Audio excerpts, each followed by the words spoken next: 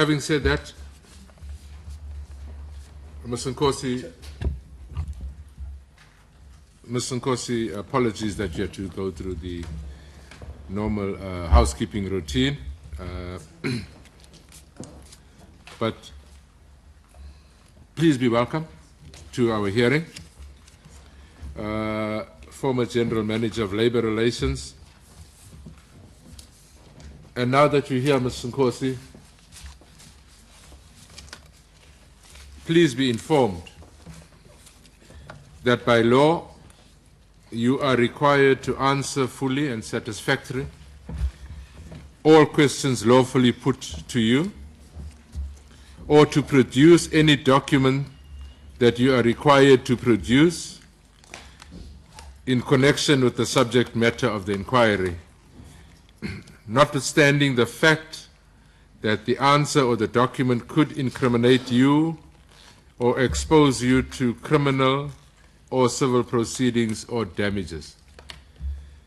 You are, however, protected in that evidence given under oath or affirmation before a House or committee may not be used against you in any court or place outside of Parliament, except in criminal proceedings concerning a charge of perjury or a charge relating to the evidence or documents required in these proceedings.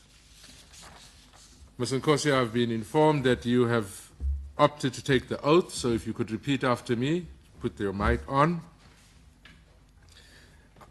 I swear by Almighty God. I swear by Almighty God. That the evidence I shall give. That the evidence that I shall give. Will be the truth. Will be the truth. The whole truth. The whole truth. And nothing but the truth. And nothing but the truth. Please say, so help me God. So help me God. Thank you very much. Mr. Vanara, it's just past 11 o'clock. Can you, past 10 o'clock, I beg your pardon. Can you try and get through your proceedings by 11:15, Mr. Vanara, if it's at all possible? Then we'll allow members again. Maybe Mr. Honorable Mokwena, prepare because we'll start with you. Okay. Advocate. Thank you, Chair. Good morning to Ms. Nkosi. Ms. Nkosi, can you, for the record, just tell the committee your full particulars? Okay. My name is Madiwe Nkosi. And as you already said, I am the former General Manager of Employee Relations at the SABC. Currently, I'm unemployed. When do you start working for the SABC, and when was your relationship with the SABC terminated? So I started the SABC in 2011, the 1st of July 2011, and my last working day was the 28th of September of 2016. What was the position that you held? I started at the SABC, and at the time I left the SABC, I still was the General Manager of Employee Relations. Same as labor relations, I think, as indicated, just semantics. Can you explain to the committee what that role entailed, and to whom did you report to?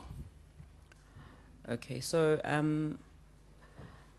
my responsibilities are basically twofold. I deal with individual disputes of the SABC, and I deal with all matters of collective bargaining, as I am heading the Employee Relations Department. I report to the, or at least used to report to the Group Executive Human Resources.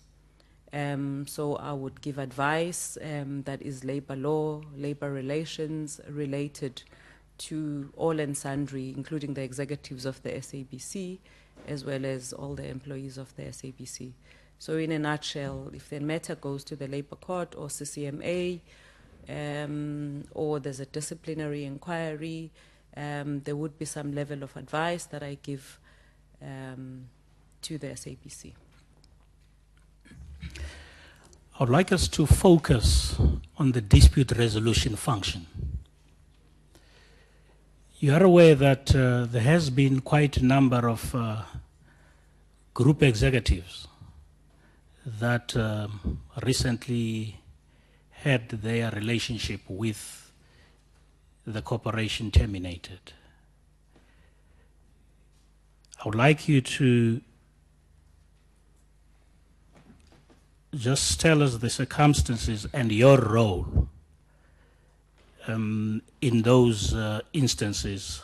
I'm referring to Mr. Idani Sosi, I'm referring to Ms. Duwaka, there's Jabu Mabaso, Leslie Ntoko, and the former Chief Audit Executive.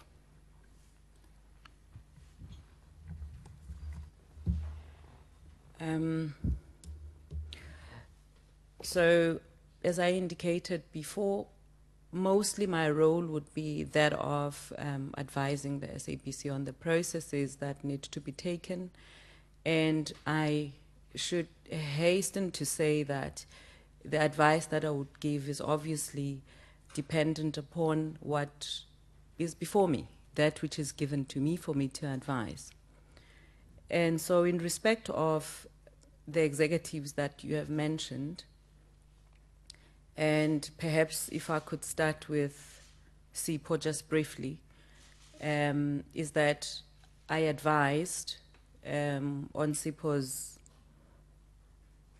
I'm not sure where to start, but on SIPO's transaction, I'll call it that for purposes of this. Sorry, who's SIPO? SIPO Masinga would have been the group executive of technology within the SABC. So I normally get called in for such positions by the executive directors of the SABC, in this instance mostly by the then COO of the SABC, Mr. Claude Mutsoning. And in most cases, he would either be with the CFO, Mr. James Aguma, or he would be with Anton Yenes, and we'll come to the details later.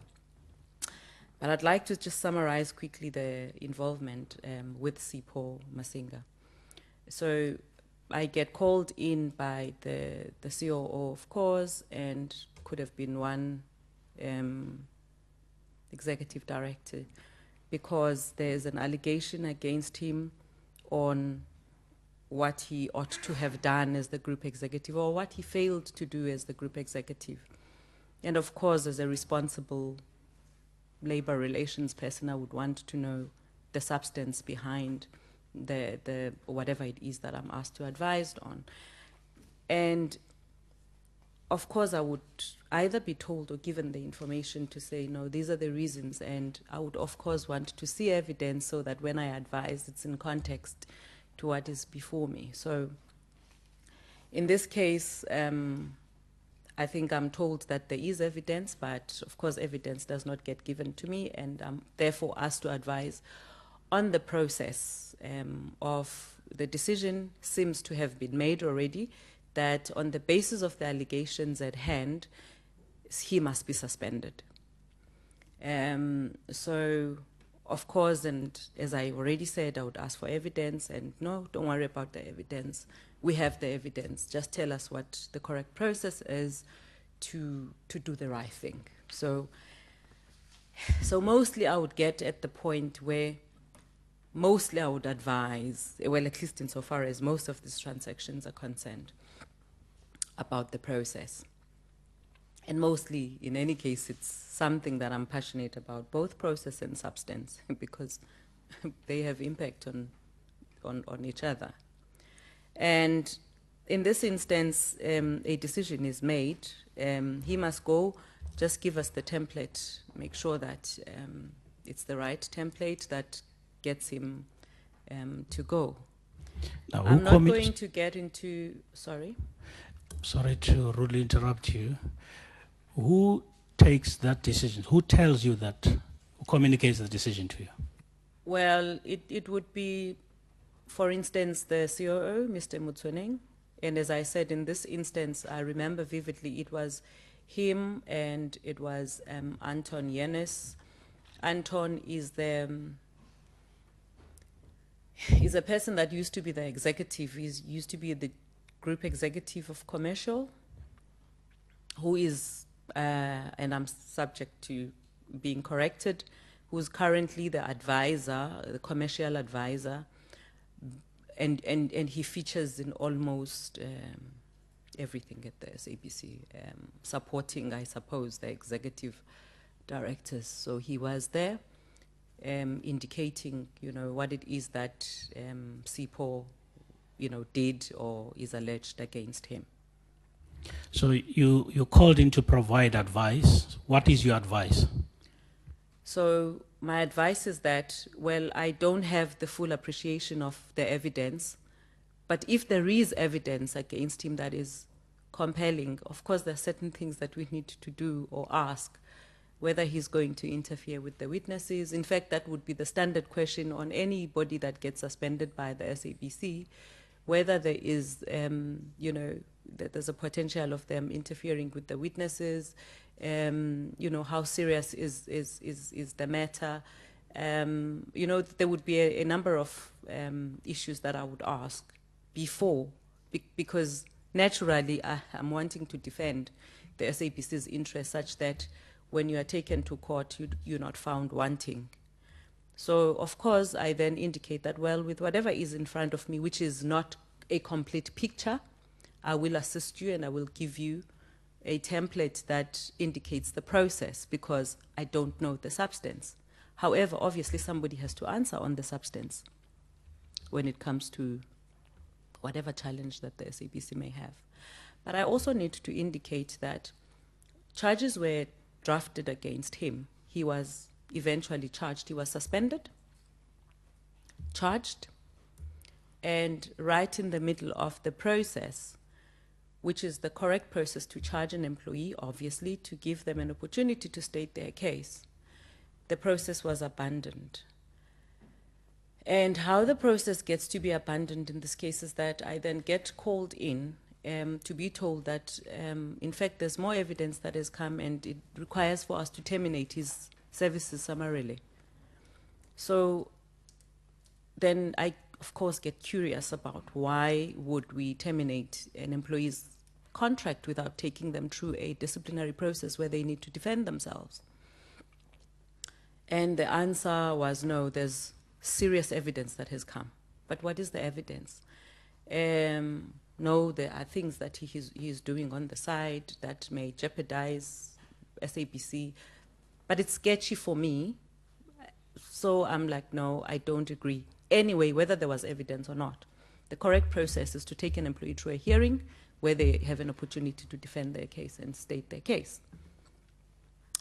So then the following day, I get to be called in by the COO again in the presence of the legal advisor from the Minister of Communications office, Dan Mancha. That's to say that they had gotten, meaning the COO had gotten advice from him to terminate. Then we argue about the modalities of how that would work out. And obviously, I then state the fact that I do not agree.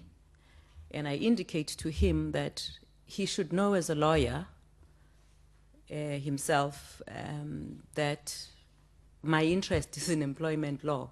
And therefore, that's where you give an employee an opportunity. We get told to go outside and just draft the letter to terminate.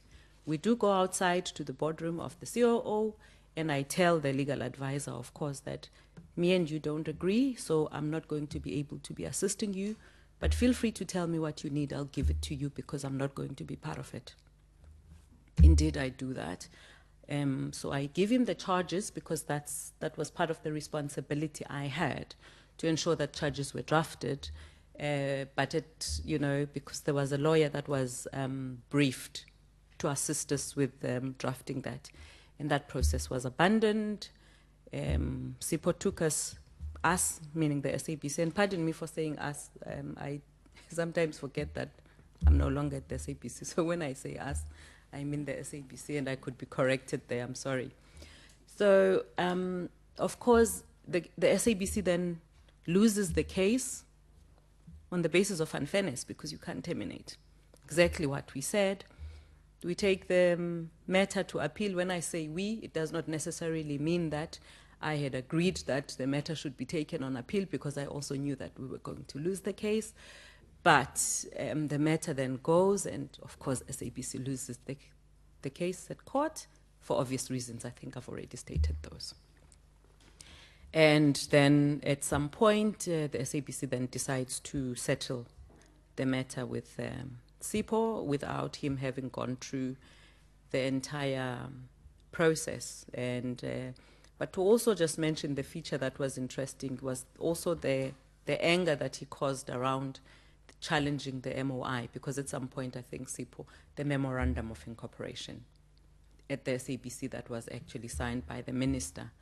And my interpretation is that probably that's exactly why the legal advisor of the Minister of Communication was maybe brought in, but I am speculating, was brought in perhaps to deal with the part of the MOI, because SIPO was also challenging how he got dismissed without the board having approved his dismissal. It was after the MOI was changed, and therefore he was saying that the changing of the MOI was illegal, and I think he was seen to have overstepped his territory as an employee now to be getting over into a territory of an MOI for the minister. Okay.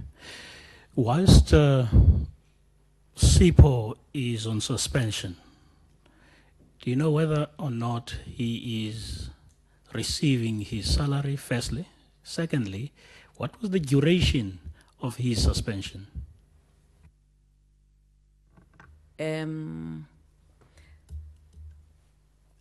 Sorry, I think I'm going to be incorrect if I tell you exactly the number of months, but I can tell you it would have been something about a year. SIPO had been on suspension and he was paid. And I will just also save you time to inform you that others were also suspended that I would mention unpaid, whilst they were at home. And the periods would, of course, range from 14 months to any other thing whilst they're on suspension, something that would, of course, bother me as a practitioner in employee relations, that employees get paid whilst they're at home. Okay, enough about SIPO now. Can we move to another executive? So,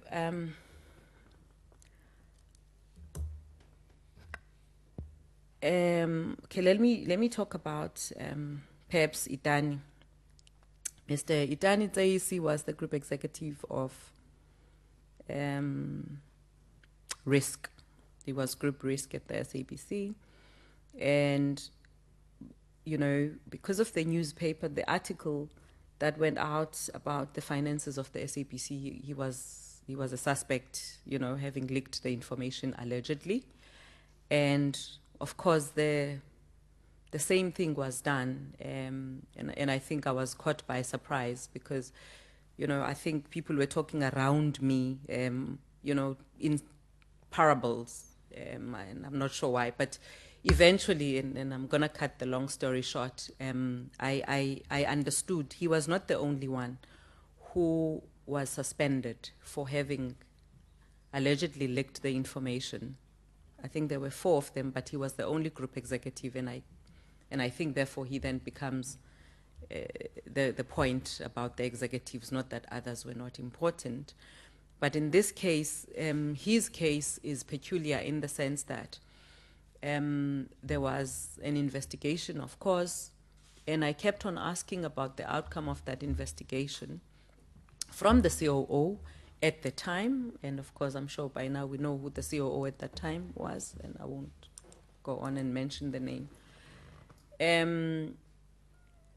You know, so I would get the assurance that no, the investigation is going on, we just are waiting. But who's conducting the investigation? Because some of these things I have to report on, especially when the parliamentarians and the AG and whoever that cares to know asks. I am the first point of contact about suspensions and all of those. So I need to know what is going on at any given point. So it only later came to my attention, I think it would have been about 12 months down the line when, you know, I'd been brushed off about where the, you know, where this matter is. And I basically learned that he was cleared of the allegations, but I think there was a very peculiar discomfort about having him to come back, you know, because he was a risk, as a group executive of risk, who has been alleged of leaking. He was a risk, so he can't come back, although he had been cleared of the charges. So then I got to learn that actually the people that were doing the investigation were the State Security Agency. Of course, I was concerned about that, but that information, of course, did not come to me as official as it was supposed to be coming. I gathered at some point through colleagues that, in fact, of course, this was hidden away from me, or it was forgotten for one reason or the other, that, in fact, the people that were doing the investigation was the State Security Agency, something that is unfamiliar to me. I don't think I've ever heard of it until the time, and I think around the time of my leaving the SABC, which is September, I think Idani was also then leaving the SABC, but he had been on full pay throughout the plus minus 14 months himself. Let's get to another executive. Then I think okay, then I think I was starting to be an irritation. So because I would ask the questions and disagree, and, you know, then there was that sense that when I don't agree, then, you know, the work that I'm supposed to be doing would be taken to legal instead.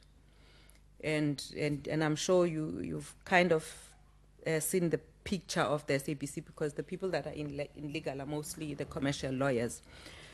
But whatever it is that I needed to do to advise on issues that pertain to labor, then would be taken to legal.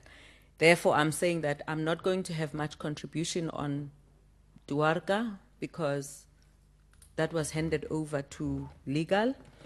And then subsequently, there was an issue about, I think, Jabulani Mabaso, who was my boss, Madoda Shushu, Leslie, and they were to be charged. But at the point of, because I was also asking questions about Madoda and not necessarily agreeing with the report, and that transaction was also taken away from me. I mean, I'd been dealing with executives throughout my life, but it was taken away to say, no, but you can't now deal with executives. Okay, which is fine. I do accept and understand. However, I think on the case of one executive, Mbulu Nefumbada, that she was the head of legal herself. So something very quick actually happened there. I understood that she was supposed, and it was the time that Jimmy Matthews was still the acting GCEO, and I was to advise on, you know, Mbulu her position has to be downgraded. Okay, but what are the reasons? No, she was never an executive in the first place in terms of DEF. DEF is the Delegation of Authority framework of the SABC. But no, Jimmy, the lady is there in terms of DEF. There's nothing wrong with the DEF. That's how she was appointed. Why would we, as the SABC, want to demote her? But in those interactions, it was very clear how uncomfortable the acting GCEO was. And I mean, we had an honest conversation to say, but why are we doing this? What is going on? What is the problem? So Jimmy actually said, well, man, do you know how it is? The person that really is getting me to get this right is the COO. Okay, so this is not your decision, and this person is supposed to be reporting to Jimmy. Yeah, so it has to happen, and it has to happen. I remember quite well that around July, then she was told, and at this point, I think because of the relationship that I've had with her as the person that is in legal, and myself as the person that actually does the labor law side of things, we normally would interact and talk about what needs to happen, how, and exchange views.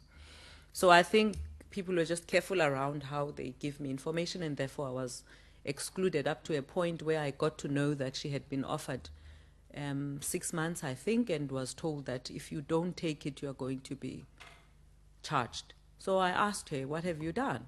Why would you be charged? And she said, I don't know. So, because I asked her directly now, it was a matter that concerned me, not just only as the, but again, it's about protecting the interests of the SABC. Eventually, she was, I think she managed to negotiate herself out of, but she did not know why she was going to be charged. The long and short is that in any case, something strange that happened in that transaction as well is that she was told in front of her colleagues, her reportees, direct reports, on the day that you are not a group executive. And unfortunately, I was part of that, not knowing what was going to be discussed, which I found quite shocking. It's nothing that I've ever experienced in my life, that a group executive is told on the day that they are demoted. In any case, they were not supposed to be there because the DEF was incorrect. I mean, when I joined the SABC, there was a group executive of legal and appointed correctly in terms of DEF, but in her case, So that was the other one. Okay. Let's get to the reporting lines. In some of these matters, you get to be removed because the people involved are your seniors, the group executives. Now, you are reporting to the group executive, Human Resources. Yes. Who was at a level equivalent to the group executives involved. Were these matters taken away from you, referred to be dealt with by the group executive HR together with legal, or were they simply transferred from your office to legal? Okay, so it just depends on the day. So, for instance, sometimes I would just hear from my colleagues, my team, my direct reports that there's a matter that of an executive that I'm dealing with, which I do not know anything about. But I kind of figured immediately why either I would not be doing something, or my boss at the time, the group executive of HR, would not be involved in the in fact, he himself was kind of removed from dealing with many issues for one reason or the other. I'm sure he will talk for himself in respect of why and whatever happens.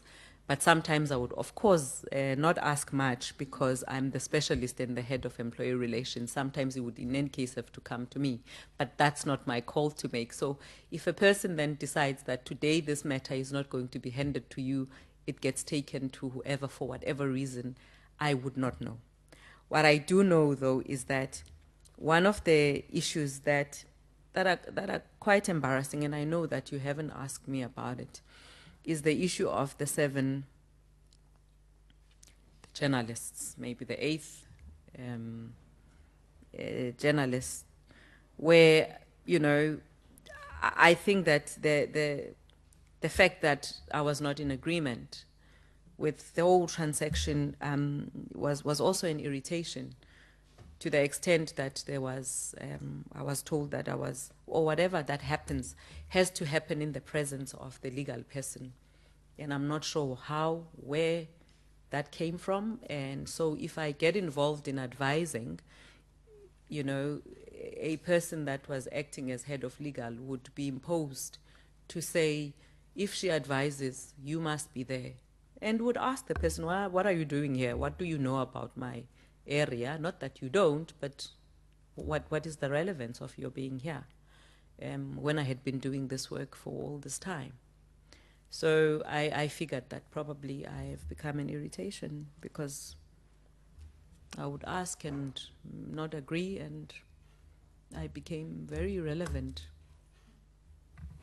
Let's quickly go to the former Chief Audit Executive. Can you just briefly touch on the circumstances surrounding her termination of service? Okay, so and that would be Miss Lorine Franta.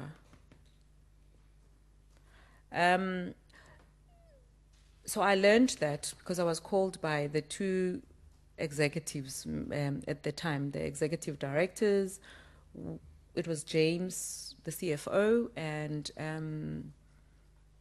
Jimmy as the acting GCO at the time. And at the time, it was when the COO was not at the SABC.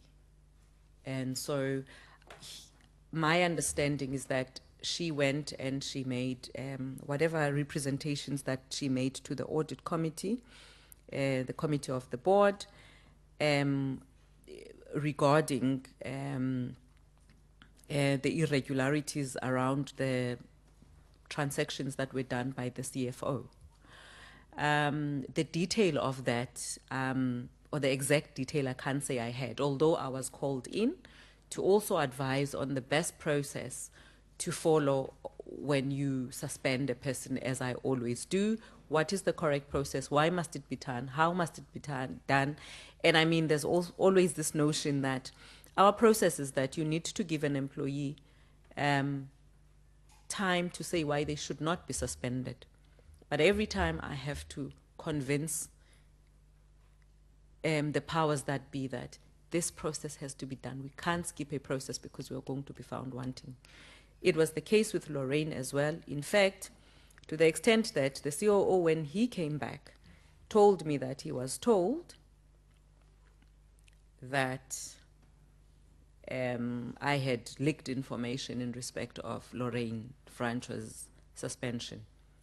And why would I do that? I have no idea until today. However, she was suspended, I think for about 6 months, and because there was no appetite of having her back any time, and I think she had remained with a period that I think was acceptable, so to speak, to the SABC to pay her off, and therefore she was paid off, I think, the remainder of her contract, which from December to June, which is the time that the contract was. So she was not charged, she was on suspension, full paid, and she was paid the remainder of her contract, and that was it.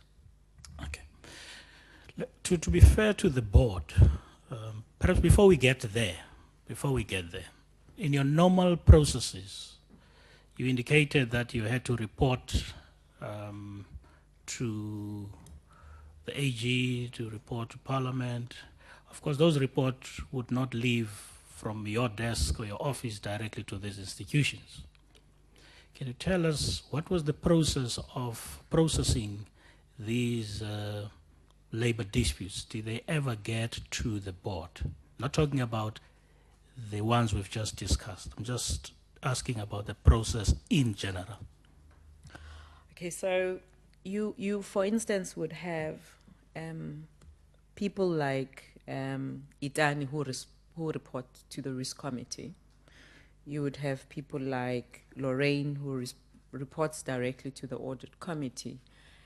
And in the normal course of things, you, for instance, should have me report to the group executive, who would present these matters to the HR committee, and then the subsequent relevant committees that these people or these group executives report to. That's the normal course of things. However, I must also mention that with the change in the DEF, the Delegation of Authority framework, informed by the amendments to the MOI, it meant that in respect of the disciplinary processes, the executive directors were now in charge of the whole, you know, for instance, you would have had to ask, if you were to charge an executive director or the group executive, you would have had to ask the a committee, a chairperson of the committee or whatever committee or the board to give you approval to charge a group executive. So as a result of the change in the MOI, the impact then became seen in the DEF or translated to the DEF, such that the group executives, I mean the directors themselves, the executive directors, are now given that power of the board for them to decide on any matter that has to do with the discipline, which is what SIPO, as I said, challenged. So in the normal course of things, that's how things would work in a nutshell. Now, in respect of the executives we've just discussed, I'm not sure at what stage was the MOI changed, which had an impact on DEF, but were some of these suspensions, charges, and settlements ever brought to the attention of the board? So, because I do not sit at the board meetings, I would not be able to say with confidence, yea or nay, about whether or not they actually served there as whether information or any other matter. I think the group executive of human resources would be in a better position to indicate whether or not in the HRM, for instance, subcommittee of the board, any of these actually served, because mine is to inform him of the operations and legalities or any other aspect around those matters, and I would give to him. Sometimes not, because sometimes the instruction would be report to me as the COO and leave the rest. Lastly, ma'am, you left the SABC recently. Yes. Are you at liberty to share with the committee the circumstances or the reasons why you're no longer at the SABC? Oh, well, yeah. So just briefly, I think it had everything to do with the integrity that I thought I still had, and perhaps I still wanted to have as I left the SABC. I think it was hurtful, you know, to hear, whether it is the journalists, whether it's 702, you know, radio stations, you know, to ask about what is going on at the SABC. Where is the head? Do they even have labor relations department when these things happen? But over and above is the fact that I had been told in my face that there's no trust relationship or there's no longer confidence. In fact, I had already seen the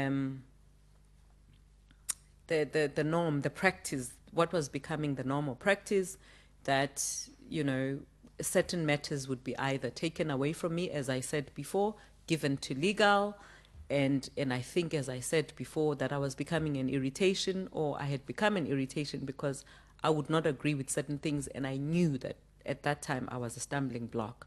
So I decided that rather than being forced out, or rather than challenging the SABC on constructive dismissal, whatever the case is, and I would then went to the acting group executive to say, look, clearly I'm no longer wanted here. Can we talk? Let's be matured about it and talk. It fell on very fertile soil. So the rest is history. So who told you in your face that you were no longer needed? Well, it's basically, other than the fact that I'm sure I'm old enough to get the cues, you know, been there for 5 years, but it was confirmed actually by the current acting group executive of HR, you know, that, you know, the powers that be don't give you the cases anymore because, you know, you don't give them the kind of advice they want, or they've lost faith. I don't know, but when I got that sense because it was said, you know, it's not in fact that the sense, it was said that, and I could see it, that the cases get taken away from me, they get to be given to legal, and it seemed that the legal department was delivering. I don't know, but I'm just saying that it was more keen, or they were more keen to actually get the matters resolved as best as the SABC wanted them to be resolved. Thank you, ma'am. No further questions, John. Thank you, Advocate Van Aarden. Ms. Nkosi, were you given a golden handshake? Well, depending what that is. Were you given a severance package? I actually asked whether they could talk to me about settlement, that separation money. I asked for that, and as I said, it fell on fertile soil. And how long was the remainder of your contract? So the remainder of my contract was 21 months. And you got in excess of R1 million in terms of your settlement, yes or no? Yes. Over to you, Honorable Hlongwane. You've got 5 minutes starting now.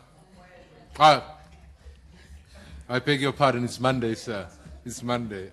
Honorable Mokwena, you've got 5 minutes, I beg your pardon. Thank you, Chair. Are you well, ma'am? I am well, thank you very much.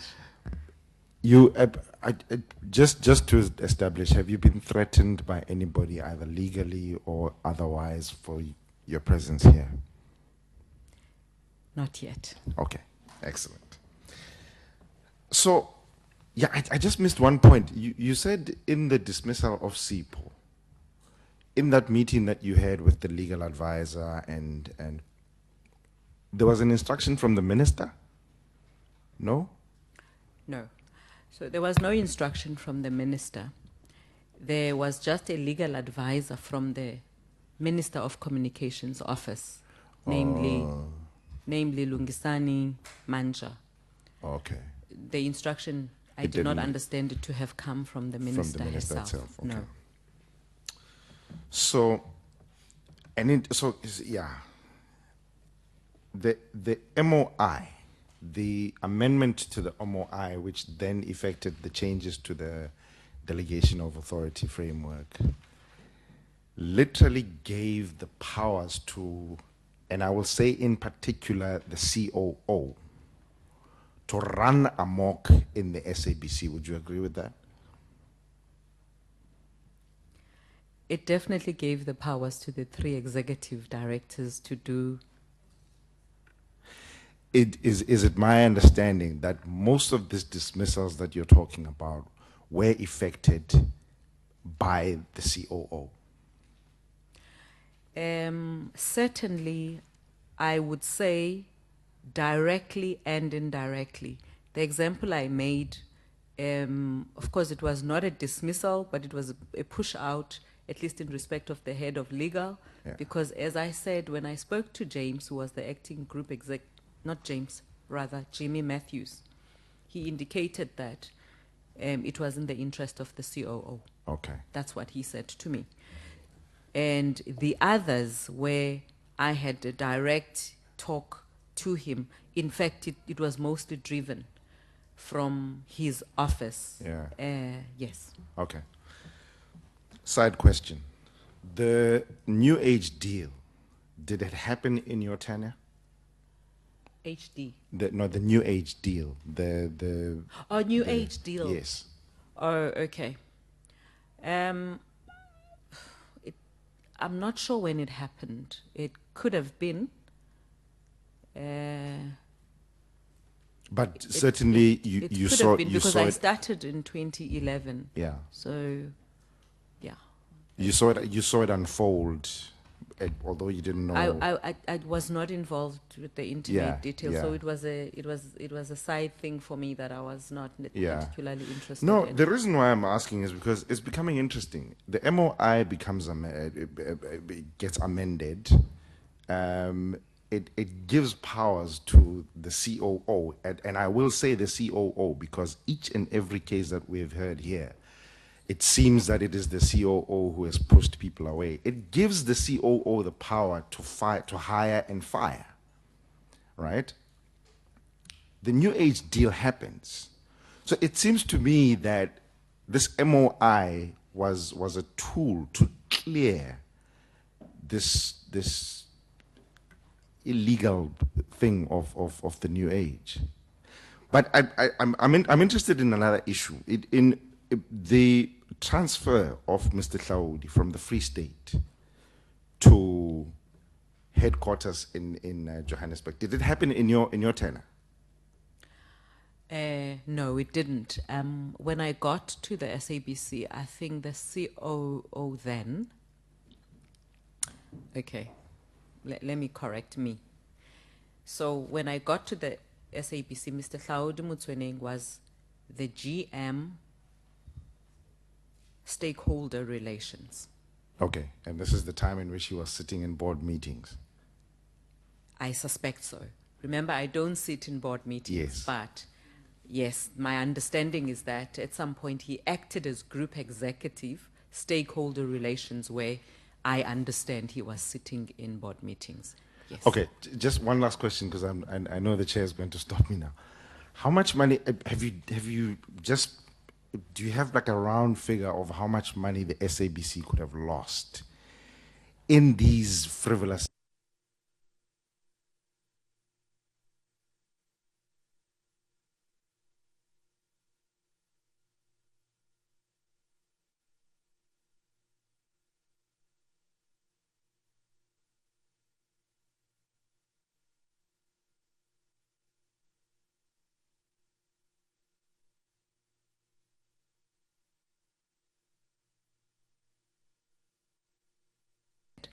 It worries you as the practitioner in labor relations, the exodus that is fruitless, in my view, that is happening, using your word, Chairperson, the handshakes, and people sitting at home, not Yeah. working. It pains me. It used to pain me that we had to answer and say, you know, why people are sitting at home. Yeah, It's also against the fairness in general, because as they say, justice delayed is justice denied. yeah. So Thank you very in all much. levels, it Thank has you not very been much, fair. ma'am. You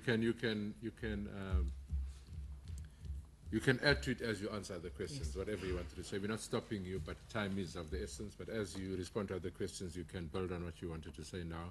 Honorable Mahlanga? Chair, thank you, Madam. So from what you are saying, from all these people that we're talking about, you could summarize it by saying that there were no fair labor practices at the SABC. At least in respect of the group executives, I think I could say that with confidence, because I've actually seen and experienced it. In respect of the most employees of the SABC, where there has not been any interference, where a process is a simple process of an employee having done something wrong, I can tell you that the processes mostly have been fair, at least insofar as my involvement has been concerned. What would you say were the reasons for these people who were not treated fairly, who, for a lack of a better word, we could say they were purged from SABC? What were the reasons? What is behind all these actions, would you say? Well, that would definitely be speculation on my part, because I don't know. What I do know, though, is that most of these people here are people who have stood their ground in respect of how taking personally the interests of the SABC and ensuring that things are done correctly. I'd like to think, I could be wrong, but my opinion is that these are the people that had been fighting to do the right things at the SABC. And who would replace those people after they are removed? Just you know, I know it's a complex matter, but I just want the, yeah, if you are able to. So look, Okay. the executive Okay, yeah. directors are basically making decisions about who needs to go where, how, when, how, why, and all of that. And incidentally, the people that are there are those that would have been, whether directly or indirectly, would have, the COO would have been, the then COO would have been happy with. Now, my opinion. Now, you said there was an investigation carried out by what do you call? Security State agency. security. What were they investigating? I have no clue, but they did their work under the guise of looking at the leakage. Remember the issue of the suspended people related to the leakage of the information of the SABC's financials. So my understanding is that that's what they were looking for. I don't understand the scope of their investigation and why it was them that was investigating. I cannot tell you that, but it was strange. And I guess you know what the mandate of the COO is at the SABC, if you don't mind, just to elaborate, what actually is the mandate of that position? The mandate of the position, the question is a bit COO. broad, say, if you could, Honorable, please help me. It includes all these other things that we have picked up, labor relations issues and. So, of course, in the normal course of things, for instance, there would be things that are supposed to be dealt with by the group executive of HR to assist any other group executive or executive director, but mostly you find them reside within the COO, which is something that is unusual, again, because, for instance, you would have people like the legal, and I'll just talk the function. The function, in fact, let me put it this way, that the group executive of HR, who I'm sure is going to say exactly what I'm saying, is that he could not do what he's required to do, yet his function reports to the CEO naturally, you know. But for one reason or the other, nothing happens at the SABC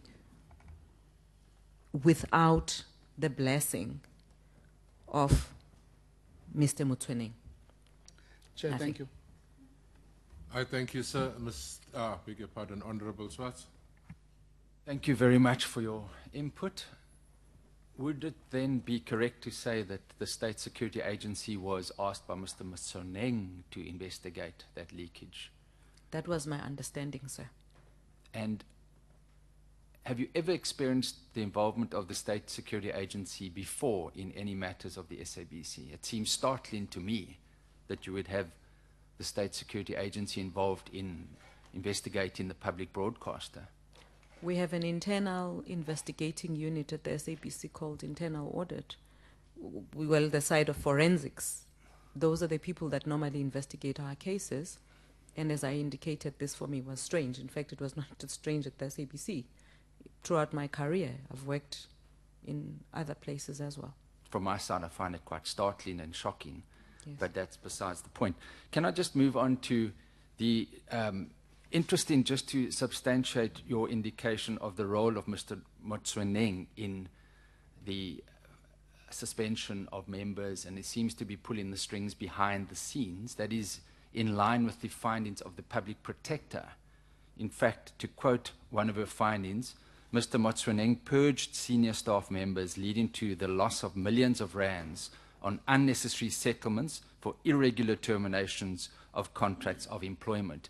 Would you agree with that finding?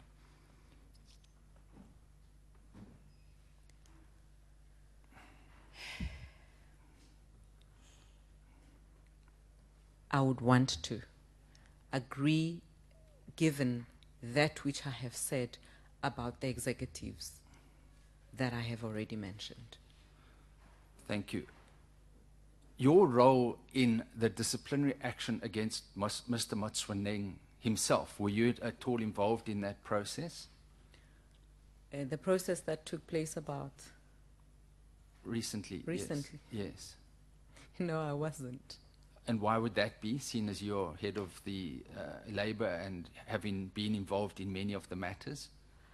It was outsourced. But your witnesses would obviously, the witnesses would have come from inside the SABC. It was outsourced, so the level of my involvement, or perhaps my department's involvement, is when I shamefully sent one of my team members to go and ensure that the process, in terms of whatever it is that the person that was briefed, because they had to come back and report on how the matter was finalized. That was the extent of the involvement of my department. Otherwise, in terms of the arrangements and other things, in fact, it was more administrative than any other thing, very menial. I understand that, and it might well have been in terms of the court order that it had to be outsourced to ensure that there was independence.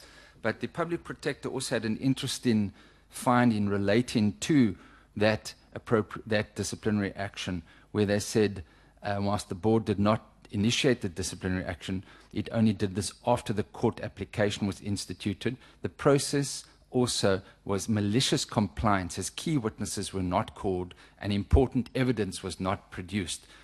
Would you be able to comment on that? But probably not, because you weren't involved in the process itself. I'd be very reluctant to comment, precisely because of your last point, sir. Thank you. Thank you. That's all from my side. Thank you, Chairperson. Thank you so much, sir. Honorable Koza. Don't see it. Okay. Thank you, Ms. Nkosi. Ma'am, I would imagine that your primary responsibility was to maintain labor peace in your organization. And obviously you were also responsible for driving the strategy and respect of that area, is that correct? Correct, ma'am. Okay, from 2011 to 2016, what were the key cost drivers or risk factors that you identified in your area of responsibility at SABC?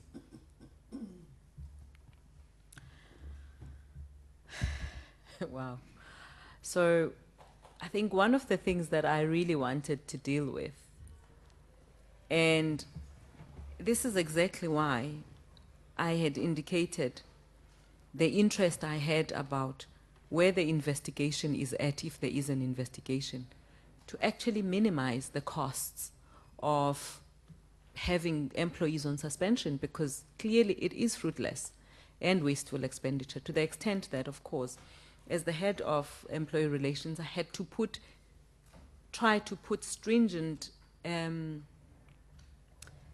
rules, if you like, or clauses within the disciplinary code that discourage the whole notion of suspension or suspending people willy-nilly. It's one of the things that I actually wanted to deal with.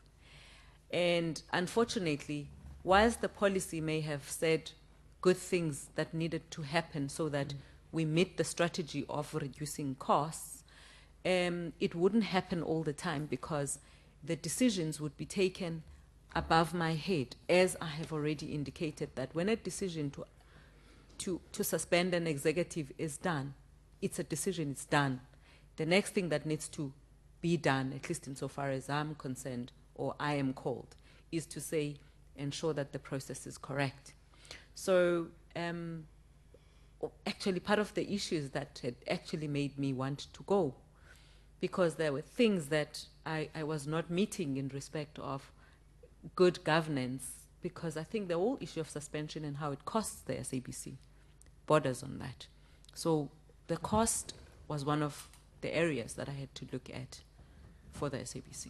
Can you help the committee to understand how much cost were involved in the litigation or settlement of contracts during the period when you were at SABC?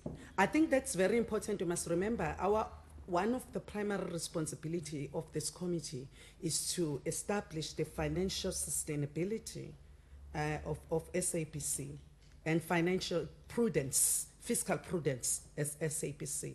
And I'm drawing your attention to the fact that during 2013 and 14, SABC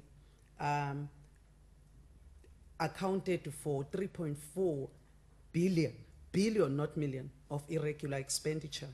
And maybe I want you to come to zoom into that, ma'am, if you don't mind. Okay. I'm sorry that I did not prepare anything that was financial. Okay. But I think, as I indicated to the Honorable Mukwena, because I think he also asked me the question, it's lots of money, ma'am, and I don't know how to quantify that, other than indicating that it is concerning to have people that are on suspension, sometimes, as you said, frivolously, for things that they're not even supposed to be on suspension, things that could be avoided. To the extent that I know that at some point, which is one of the things that as a practitioner, again, would concern me, that people are going to be scared of making decisions because they are going to, when they make a mistake, depending on who they are, they get punished for making an operational mistake, as I said, depending on who they are. So they would be placed on suspension instead of calling them in to say, what happened here? You know, why did you do this? How can we change this? And I mean, those are basic principles of leadership, in my view, which could deal with the cost issue that you're talking about. But again, with the effective management of the day-to-day operations of the SABC. So in a nutshell, lots of money. I can't, because it has to be accounted on a yearly basis now. To go back 5 years and say, you know, in 2012 it was this much or that much, I can tell you now, though, it is lots of money. It's lots. No, Honorable thank you. I Olive. just wanted to get that indication. Thank you. Honorable Olive. Thanks, Chair. I just want to check with you, what made you to be at peace with your constructive dismissal? Because you did not challenge it. Oh, sorry. My mic was off. What made you to be at peace with your constructive dismissal? Because I hear you did not challenge it. Well, I think it's, you know, when you have those intrapersonal conflicts and you say, well, is it worth me going through this? I have a bit of a cushion to find another job rather than being, you know, paying legal costs and, you know, being at the CCMA, having my name dragged, this, that, or the other. I decided that I knew at that particular time that my contract was not going to be renewed once it ended. Why not end it now if I can? Because it seemed to have been the norm, by the way, that I was basically following, that the executives or the whoever that is not wanted, they get paid out. Again, shamefully that I sit here and say that. I thought for me to have my integrity still, to be employable, And to just have a peace of mind, let me just take what is due to me in respect of what remains in my contract and just make a peaceful, I am leaving, it's done. Thanks. In your 5 years with the institution, were there moments where you were allowed to follow policy, or you were always adhering to the compelling word must? Ma'am, actually that's what kept me going, because there was never a day that was the same at the SABC. There were moments, you know, when I would be excited thinking that I'm going to contribute here. This is why I'm here. This is to change things, and of course it wouldn't happen. But I must say there have been moments where policies were adhered to the T. As I said, it kind of vanishes with the higher you go, the colder it becomes. So you know, the notion of it has been decided above my head, how that, you know, and it depends on who you are. So some of them are not as important. Those that are not as important, they would be done to the T, and it would be such a, you know, a fulfilling moment for me, because there's no interference. There, you know, it's done in good faith and in the interest of the SABC. So there have been those moments that I had been happy at the SABC. From the responses you have given to the previously asked questions, what picture can you draw in as far as labor stability is concerned at SABC? Labor stability. Wow, that's a good one. Yeah. It's a fairly good picture in my view, because when you talk, it's in two folds. Remember, you have your bargaining unit within the SABC who are normally quite happy if they are recognized for what they do and the monies go into their bank account.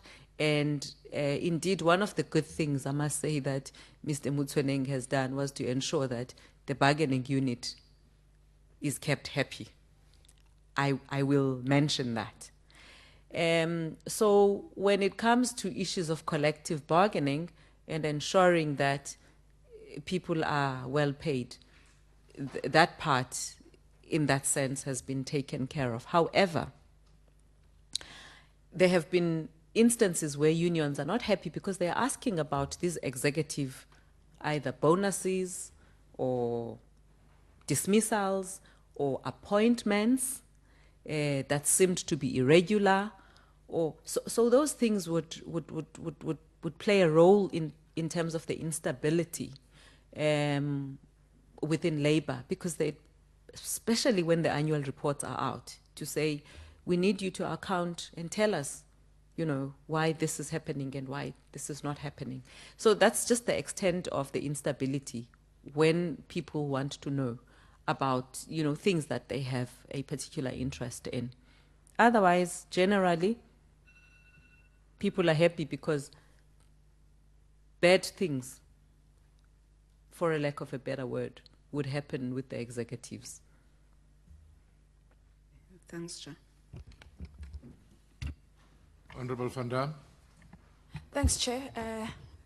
Ms. Nkosi, I just want to talk a little bit more about the State Security Agency, because like Honorable Swat, I'm quite shocked that the State Security Agency was involved in employee relations at the SABC. Now, we know that the matter with Mr. Tsesi was not the first time the SSA was involved. We received information that in August 2015, the State Security Agency asked staff in the Durban offices to vacate their offices. They spent 2 or 3 hours doing, you know, we don't know what they were doing, but then they threatened staff should they speak about what they were doing in those offices. Did you ever, as a manager of labor relations, receive information of similar operations by the State Security Agency at other SABC offices? I think, except the incident you're mentioning in Durban, which I did not know anything about, of course, until it happened, And of course, I took interest because employees were jittery about it. And I was asking around about what was going on, whether it was true or not.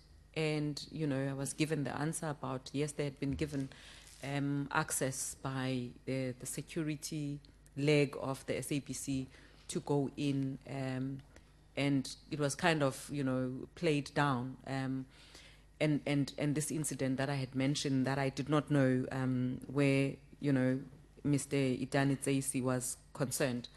Those were the only incidents I had known at the SABC where State Security Agency was involved. Either than us perhaps asking policy matters that, for instance, relate to vetting, if you want to make a policy decision about whoever that is fit to hold office, for instance, in procurement, or you know, all those policy issues where you just ask those questions for guidance. But the investigation and the involvement in the manner that it was said they were, it was my first time. I've never heard of it before. Would you say there was a general fear among staff, executives and journalists? Was there fear that their phones were tapped? Did they feel like they were constantly under surveillance by the State Security Agency? Did you ever receive reports of yes. I mean, it was particularly in the past year, you know, this year. People, there's a atmosphere of paranoia. Mm-hmm. And even when colleagues are talking, they're scared. You know, they look around to find out, or even, you know, there's paranoia about who's listening into their conversations, because people think that they are tapped. And if you ask them, it's the people that are scared to be tapped by, for instance, either the State Security Agency acting for Mr. Motsoeneng, for instance. And I'm just, you know, telling it as it is, because that's the feeling that I've actually gathered about where the paranoia comes from. All right. Were you at any point ever requested to give legal advice about the appointment of Mr. Motsoeneng as permanently a COO? Were you ever approached and asked to give an opinion about that? Never, ma'am. All right. Would you say that if I were to, from listening to what you're saying and also reading the information that I have in front of me, that Mr. Motsoeneng willfully ignored legal advice, purged staff that disagreed with him, and escalated the SABC's legal costs? Because looking at the annual reports, the SABC's legal costs from the 2014-15 to 2015-16 financial year doubled in millions. It went from 171 million to 257 million. Would you say that because Mr. Motsoeneng ignored legal advice, purged staff, the SABC incurred millions in legal expenses? I can confirm, ma'am, that there definitely would have been legal costs that would have been avoided at the SABC if only we took legal advice at, you know, as it came. And as I indicated, there had been instances where my function as the head of employee relations, I would, based on the knowledge I have of labor law and people that do well in labor law, that we would brief, you know, which either were ignored, even from my own unit, without necessarily going externally, and we would go external to get legal advice, or we would incur costs because we either would lose a case and would still pay for those services. But it was not, my understanding is that it was not only confined to my area, but it's a spread within the SABC where legal advice had been sought, ignored, and we had lost cases in general. But I'm happy to talk about my own area. I'm not oblivious to the fact that there would have been others that had been lost as a result of legal opinion not accepted or taken by the SABC.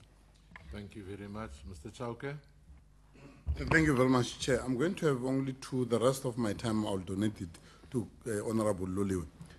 The point I want to come in with is that SABC is a national key point. and therefore the issue of the state security becomes very critical, especially on the issue of vetting of executive, those people who are there. It's unfortunate, Chair, that we started vice versa. The state security, in fact, is supposed to be telling us who are these people. If you have not vetted them at a national key point, what does it tell you? Therefore, the question I'm going to ask you is that this executive, in your knowledge, why they were not vetted? The second question is that the people who dealt with who were outsourced to deal with the DC of Mr. Motsoeneng, who was that company? Maybe you can share with us the people that dealt with who were outsourced to deal with the DC. So the rest of the remaining questions I can give them to Honorable Loliwe to continue. Okay, all right. I think the SABC was actually grappling to vet the executives that had already been there.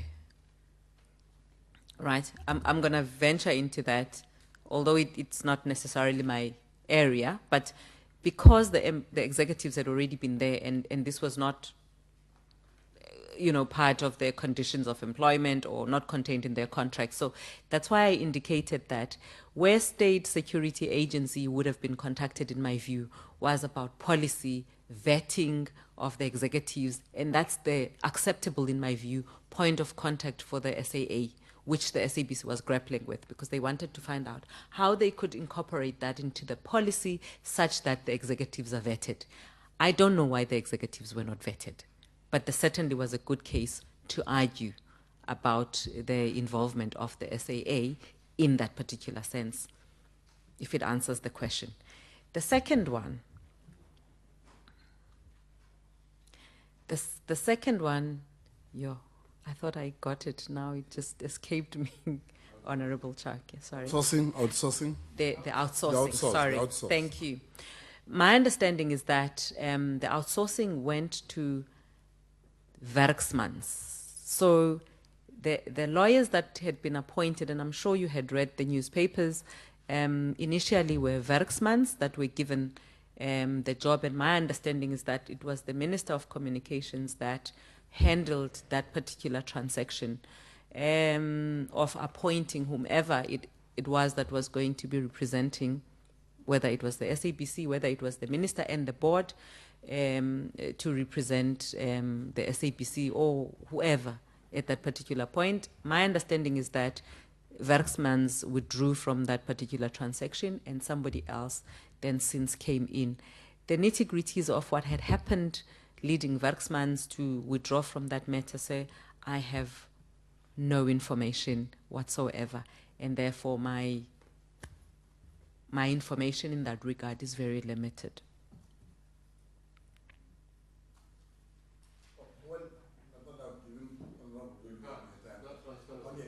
My very last one, therefore, Chair, on the issue of vetting, that, and it's a comment, Chair, it's not going to be a direct question, that the state security gets involved in issues of human resource than to deal with the serious issues of security of the country, by the way, because SABC is about the country. It's a worrying factor, Chair, and it needs to be noted. It needs to be noted at some point, the Minister of State Security will have to explain this thing, Chair. Because anyone can stand there in the SABC now as we speak and say, I'm declaring a coup in the country, I'm taking over as the president of the country. Because of the kind of people that we have there that are not known. And that's the issue that I thought, let us note it, Chair, that as we move forward, this is a point that it must be noted, and we need to find a way in between now and the end of this commission as to how we deal with that part. Shall be noted, Mr. Chauke. Honorable Killian. Thank you, Chairperson. Yes, I absolutely concur with Honorable Chauke. The group executive for risk actually brought it to our attention that by law, all of those people at the top should be vetted and should have security clearance. And that was not done. So I think it is an important matter that we must register. But just to come back to the issue, the public protector was in fact, investigating a purge or an alleged purge, and she felt that it was substantiated through her investigation.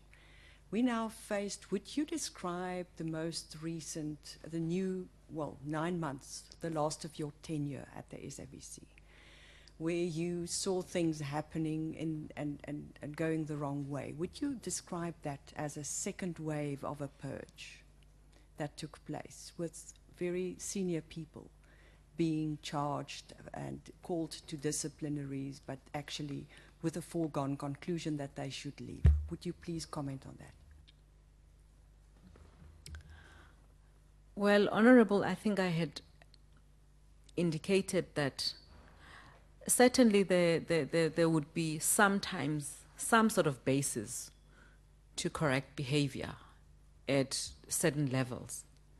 I had indicated that I would have recommended differently in terms of how the SABC would have dealt with some of the issues that the SABC was grappling with. However, with some of the transactions, in fact, with these that had been mentioned, it had been clear to me that these employees, these executives, were mostly the executives that would not be given a second chance for one reason or the other if they had erred to be at the SABC, and therefore the decision would have been taken that because you are not towing the line, whatever that is, therefore you are not going to be part, or you don't form the part of the vision of the SABC, again, whatever that is. And so, as I indicated, I also could see that I was also not in that vision myself, hence my volunteering. And therefore, I'm saying that directly or indirectly, these people, most of them, in fact, I'm sure other organizations would be happy to have the caliber of the people that the SABC, and I'm not saying this because I am one of those, but just looking at the executives that are there, in my view, these are mostly capable people that you could find. And this is relative to where I have been. I've worked for National Treasury, I've worked for Transnet, I've worked for a union, I've been around in order for me to be able to make the comparison. So relatively speaking, if anybody employs these people, these are engineers, these are accountants, these are legal, these are people that have studied and have been working, in my view, very hard and honestly for the SABC. Therefore, yes, I would say that. Were anybody ever charged for transgressions of the PFMA, specifically section 51(1)(b), where effective steps need to be taken against those who are guilty of irregular expenditure, fruitless and wasteful expenditure, etc.? Were anybody in your term and tenure at the SABC ever charged for those transgressions by law? I cannot remember that there could have been charges with 1 or 2 GMs or managers at the SABC charged with fruitless, wasteful and fruitless expenditure at the SABC. There certainly were those. But if your question is that it's at the top, at the executive level or executive directors or whatever the case is, no. But certainly at manager level, you didn't do this, the transport did not arrive, it went and it didn't come back with employees, therefore that was the fruitless and wasteful expenditure.